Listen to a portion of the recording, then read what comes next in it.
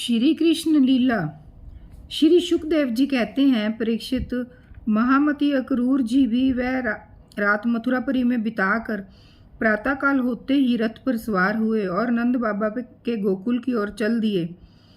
परम भाग्यवान अक्रूर जी व्रज की यात्रा करते समय मार्ग में कमल नयन भगवान श्री कृष्ण की परम प्रेममयी भक्ति से परिपूर्ण हो गए। वे इस प्रकार सोचने लगे, मैंने ऐसा कौन सा शुभ कर्म किया था, ऐसी कौन सी श्रेष्ठ तपस्या की थी, अथवा किसी सत्पात्र को ऐसा कौन सा महत्वपूर्ण दान दिया है जिसके फलस्वरूप आज मैं भगवान श्री कृष्ण के दर्शन करूंगा। मैं बड़ा विषयी हूँ। ऐसी स्थिति में बड़े बड़े सात्विक पुरुष भी जिनके गुणों का ही गान करते रहते हैं, दर्शन नहीं कर पाते। उन भगवान के दर्शन मेरे लिए अत्यंत दुर्लभ हैं। ठीक वैसे ही जैसे शूद्र कुल के बालक के लिए वेदों का कीर्तन, परंतु नहीं, मुझ अधम को भी भगवान श्री कृष्ण के दर्शन होंगे। क्योंकि जैसे नदी में बहते हुए तिनके भी कभी कभी इस पार से उस पार लग जाते हैं, वैसे ही समय के प्रवाह से भी कहीं कोई इस संसार सागर को पार कर सकता है। अवश्य ही आज मेरे सारे अशुभ नष्ट हो गए हैं।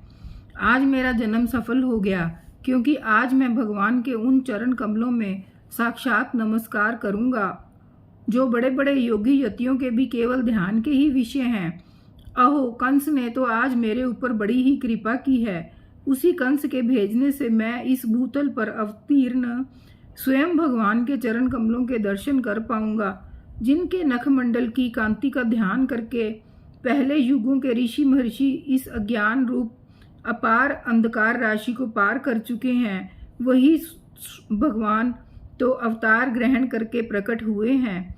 ब्रह्मा, शंकर, इंद्र आदि बड़े बड़े देवता जिन चरण कमलों की उपासना करते रहते हैं, स्वयं भगवती लक्ष्मी एक क्षण के लिए भी जिनकी सेवा नहीं छोड़ती, प्रेमी भक्तों के साथ बड़े बड़े ज्ञानी भी जिनकी आराधना में संलग्न रहते हैं, भगवान के वे ही चरण कमल गऊं को चराने के लिए ग्वाल वालों के साथ वन में विचरते हैं। वे ही सुरमुनि वंदित श्री चरण गोपियों के वक्ष स्थल पर लगी हुई केसर से रंग जाते हैं, चिन्हित हो जाते हैं। मैं अवश्य अवश्य उनके दर्शन करूंगा। मरकतमणि के समान सुगंधित कांतिमान उनके कोमल कपोल हैं। तोते की ठोर के समान नुकीली नासिका है। होंठों पर मंद मंद मुस्कान, प्रेम भरी चितवन, कमल से कोमल रत्नारे लोचन और कपोलों पर घुंघराली अलकें लटक रही हैं। मैं प्रेम और मुक्ति के परम दानी श्री मुकुंद के उस मुख कमल का आज अवश्य दर्शन करूंगा, क्योंकि हरण मेरी दाईं ओर से निकल रहे हैं।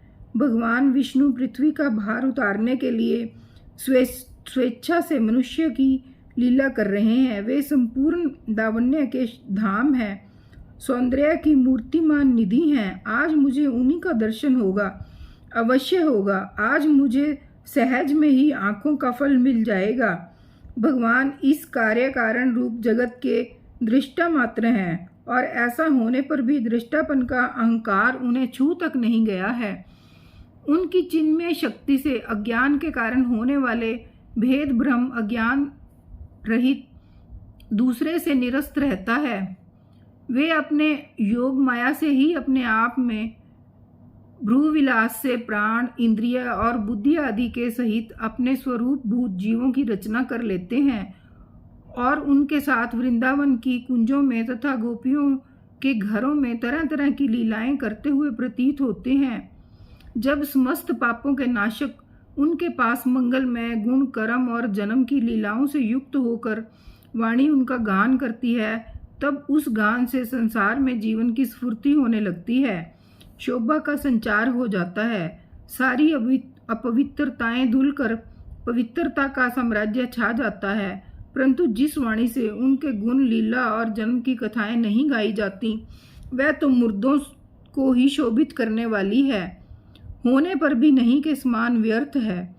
जिनके गुणगान का ही ऐसा महात्म्य है, वे ही भगवान स्वयं यदुवंश में अवतीर्ण हुए हैं। किस लिए?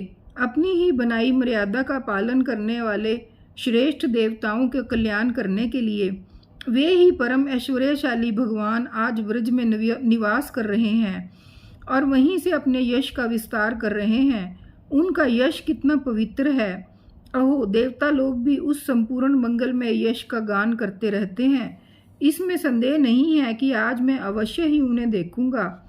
वे बड़े बड़े संतों और लोकपालों से के भी एकमात्र आश्रय हैं, सबके परम गुरु हैं, और उनका रूप सौंदर्य तीनों लोकों के मन को मोह लेने वाला है। जो नेत्र वाले हैं उनके लिए वह आनंद और रस की चरम सीमा है। इसी से स्वयं लक्ष्मी जी भी, जो सौंदर्य की अधीश्वरी हैं, उन्हें पाने के लिए ललकती रहती हैं। हाँ, मैं तो उन्हें अवश्य देखूंगा, क्योंकि आज मेरा मंगल प्रभात है।